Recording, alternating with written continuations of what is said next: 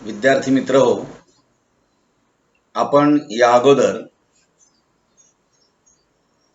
थेरी गाथा इसवी सन 2006 ही प्रज्ञा दया पवार यांची कविता आपण पाहिली।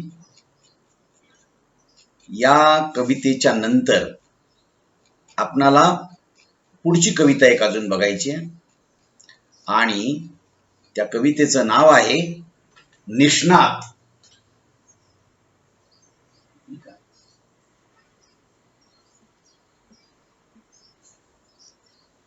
ही 13वी कविता आहे आणि ही कविता सारिका उबाळे परळकर यांची आहे।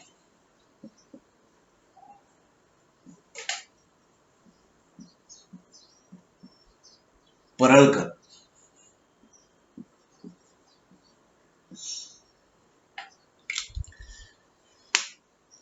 या कवितेच्या माध्यमातून कवयित्री आपल्याला काही संदेश देते। आपण प्रत्येक कवितेचे काही गट आहेत। स्त्रीवादी कविता म्हणून जे काही एक गट आहे त्याच्यामध्ये 2 कविता आहेत। एक आधी बघितली आपण प्रज्ञा दया पवारांची आणि आता ही दुसरी सारिका उबाळे यांची ही कविता आहे निष्णात। सारिका उबाळे या कवयित्री किंवा स्त्रीवादी लेखिका म्हणून अगदी अलीकडच्या काळामध्ये मराठी साहित्यामध्ये प्रसिद्ध आहे। त्यांनी कूस, शिरसनाता हे त्यांचे कविता संग्रह प्रकाशित आहेत। आकाशवाणी नागपूर करिता वऱ्हाडी नाटिका लेखन त्यांनी केलेलं आहे। काही नियतकालिकांच्या मधून लेखन केले, दिवाळी अंकांच्या मधून लेखन केलेले, वृत्तपत्रामधून लेखन केलेले, कथा, कविता, लेख अशा अनेक गोष्टी त्यांनी या नियतकालिक, दिवाळी अंक याच्यामधून प्रकाशित केलेले आहेत। त्यांना शब्दगंध नावाचा पुरस्कार दिलेला गेलेला आहे। साहित्यरत्न पुरस्कार मिळालेला आहे। दक्षिण महाराष्ट्र साहित्य रत्न पुरस्कार मिळालेला आहे। होणाजी पवार स्मृती पुरस्कार मिळालेला आहे। नारायण सुर्वे काव्य पुरस्कार मिळालेला आहे। सूर्यवंश राज्यस्तरीय वाङ्मय पुरस्कार मिळालेला आहे। कैलास पगारे विशेष काव्य पुरस्कार त्यांना मिळालेला आहे। अशा अनेक पुरस्कारांनी या कवयित्रीला सन्मानित केलेलं आहे। आता ही जी कविता आहे निष्णात नावाची, या कवितेमधून कवयित्री निसर्गानं स्त्री म्हणून मला जन्माला घातलं, स्त्री म्हणून मला जन्म जो मिळाला तो समजून उमजून मला फुलण्याचं, बहरण्याचं स्वातंत्र्य बहाल केलेलं निसर्गानं। त्याचप्रमाणे यंत्र सुद्धा चूक करत नाही, परंतु निष्णात असलेली पुरुष सत्ता मात्र स्त्रीत्वाच्या त्याच्या अस्तित्वासह जगू त्याला दिले जात नाही, इतकी निर्दयी पुरुष प्रधान व्यवस्था या देशामध्ये कार्यरत आहे। त्याचबरोबर स्त्री भ्रूण हत्येसारखे पातक करणाऱ्या व्यवस्थेवर कवयित्रीने प्रकाश टाकलेला या कवितेमध्ये। म्हणजे स्त्रीला निसर्गानं फुलण्याचं, बहरण्याचं स्वातंत्र्य दिलेलं आहे। यंत्र चूक करत असेल एखाद्या वेळेला, परंतु स्त्री ही निष्णात असते। पुरुष किंवा पुरुषी सत्ता ही स्त्रीला तिच्या स्वाभिमानासह, तिच्या अस्तित्वासह तिला जगू देत नाही। अशी निर्दयी असलेली पुरुष प्रधान व्यवस्था या देशामध्ये कार्यरत आहे। आणि म्हणून त्याचबरोबर स्त्री म्हणून गर्भात वाढत असलेलं स्त्री भ्रूण हत्यासारखं पातक देखील या समाज व्यवस्थेमध्ये होत आहे। आणि म्हणून या 2 गोष्टीवर तिने प्रकाश टाकला। एक की स्त्री तिला बहरण्याचं वगैरे निसर्गानं दिलेलं स्वातंत्र्य, फुलण्याचं, खुलण्याचं, तिला ते होऊ दिल्या जात नाही, होऊ करू दिल्या, कारण तिला मध्येच खुडल्या जातं, स्त्री भ्रूण हत्या केली जाते। आणि म्हणून कवयित्री या दृष्टिकोनातून बोलायला लागते। मी अगोदर सगळी कविता वाचतो आणि मग आपण त्याचा आशय किंवा अर्थ बोलतो। एक असते कळी हिरव्यागार श्रावणाची मौसूत साय, तिला असतात डोळे टपोरे आकाशात फिरणारे. अतिशय सुंदर ओळी. एक असत मशीन श्वास मोजणार, त्याला कळतात श्वास तिचे. एक असत इंजेक्शन फक्त कळ्यांनाच निवडून काढणार, आणि एक शस्त्र असत श्वासांना रक्त मांसांच्या 1000 तुकड्यात बदलविणार. एक निष्णात डॉक्टर असतो निगरगट्ट काळजाचा, तशीच एक असते डॉक्टरीनही, ती अगदी व्यवस्थित सगळं निपटून काढते हाताने. अगदी निसंशयपणे ही कविता स्त्रीभ्रूण हत्येवर आहे, लक्षात ठेवा. कारण तिला तिच्या अस्तित्वाचं, तिच्या स्वाभिमानानं, तिला खुलण्याचं, फुलण्याचं, तिच्या जीवनामध्ये हे काही क्षण येऊ न देण्याचंच जणू काही लोकांनी प्रण केलेलं आहे.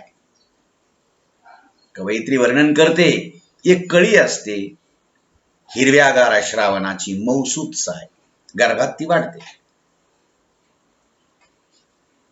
कळीला फुलण्याचं, बहरण्याचं स्वातंत्र्य आहे.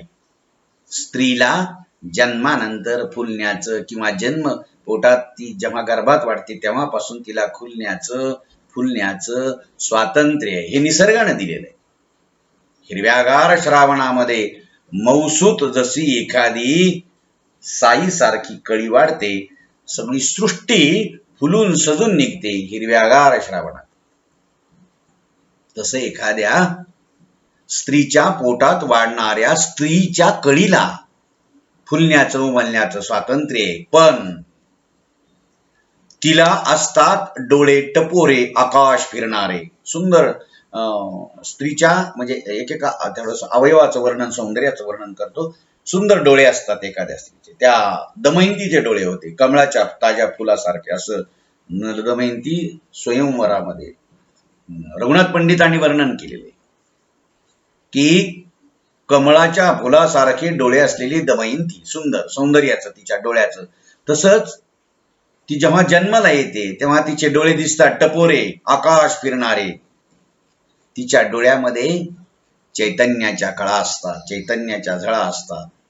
ती खूप खुलण्याचं, तिला बहरण्याचं तिच्या डोळ्यातून दिसत असतं. पण काय होतं बरं का, हे स्त्री आहे एकदा कळलं ना, पण एक असतं मशीन श्वास मोजणार, त्याला कळतात श्वास तिचे.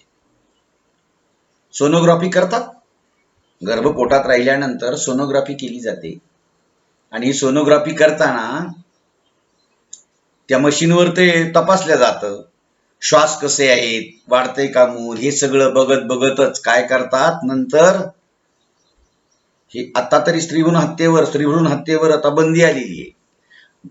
गर्भ मुलीचा आहे का मुलाचा आहे हे शोधण्यासाठी बंदी आलेली, पण तरीही होतच समाजात काही कानाकोपऱ्यात. आधी तर किती खूप होत असेल 10 वर्षापूर्वीपर्यंत. आणि एक असतं इंजेक्शन फक्त कळ्यांनाच निवडून काढणार. आपलं विज्ञान पुढे गेलं, गर्भात वाढणारं मूल आहे का मुलगी आहे हे ओळखण्याचं तंत्र आलं. एक इंजेक्शन दिल्या जातं आणि ते कळतं या पोटात स्त्रीच्या वाढणारं मूल आहे ते स्त्री जातीचं आहे का पुरुष जातीचं आहे. आणि मग कळतं एकदा की ही मुलगी आहे, आणि मग तिला, आणि मग एक शस्त्र असतं श्वासांना रक्त मांसाच्या 1000 तुकड्यात बदलविणार. सारिका वाळे म्हणतायत की काय करतात मग, गर्भातच त्याचे तुकडे केले जातात, ते श्वास थांबवले जातात, रक्त मांसाचे तुकडे केले जातात 1000. आणि निष्णात डॉक्टर असतो निगरगट्ट काळजाचा, तो काय करतो, हे तुकडे करून बाजूला करतो. आणि एक डॉक्टरी नाही असते, तशीच एक डॉक्टरी नाही असते, ती अगदी व्यवस्थित सगळं निपटून काढते आपल्या हातांनी. ती डॉक्टरीन काय करते, ती त्याला मदत करते, आणि ते त्या गर्भात वाढणारं मूल मग ती त्या डॉक्टरला मदत करून ती काढायला लागते. म्हणजे स्त्रीच एका स्त्रीसाठी उभारण्यासाठी नाही, तिच्या संपण्यासाठी आपल्या हातांनी मदत करते. आणि म्हणून एक लक्षात ठेवा, खरंच समाजामध्ये जर विचार केला तर स्त्री म्हणून स्त्रीला जगण्याचे हक्क जन्माला येण्याआधीच नाकारले गेले या समाज व्यवस्थेनं. वंशाला दिवा पाहिजे अशी म्हणणारी वाढत जाणारी ही संस्कृती, आणि आज जर समाजात बघितलं तर सगळ्यात जास्त मुलं असणारी आई वडील वृद्धाश्रमात जगतायत.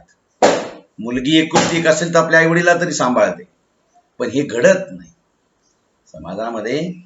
आज प्रॉपर्टीसाठी ते कबीर अतिशय सुंदर वर्णन करतो, काया वतन के सौदागर तुझे अपने वतन जाना है. माँ कहती है बेटी मेरी है, बेटा कहता है माँ मेरी है. मुलगा म्हणतो आई वडील माझे. कशासाठी? संपत्तीसाठी, सांभाळण्यासाठी नाही. आणि म्हणून मुलगा काय आणि मुलगी काय म्हणून आपल्याकडे काही स्लोगन आले मधल्या काळामध्ये. जन्माला जर मुलगी आली तर ती दोन्ही घरी प्रकाश देते. किंवा आपल्याकडे संत तुकारामांच्या अभंगामध्ये पहा, कुळी कन्या पुत्र होती जे सात्विक. आधी कन्या आहे मग पुत्र आहे. लक्षात ठेवा. म्हणून स्त्रीला अनेक साहित्य कृतीमध्ये मानाचं स्थान दिलं, परंतु वास्तव समाज जीवनामध्ये तिची अवहेलना झाली. तिला समाजकंठन बंधनाने जखडलेली जणू गाय आहे अशा स्वभावाची वागणूक मिळाली. आणि म्हणून ती गर्भातच खुडण्याची आज समाजामध्ये रीत आली.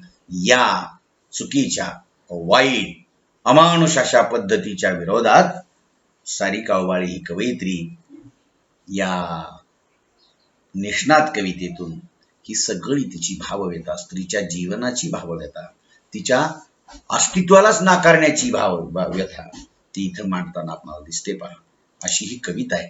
या कवितेच्या अनुषंगाने येणारे जे सगळे प्रश्न आहेत ते प्रश्न मी तुम्हाला इथं एक दिवशी बोर्डावर अनेक सगळ्या गोष्टींचे सांगतो. एका तासानंतर एक असे प्रश्न देतो तुम्हाला नंतर. आता ठीक आहे. ओके.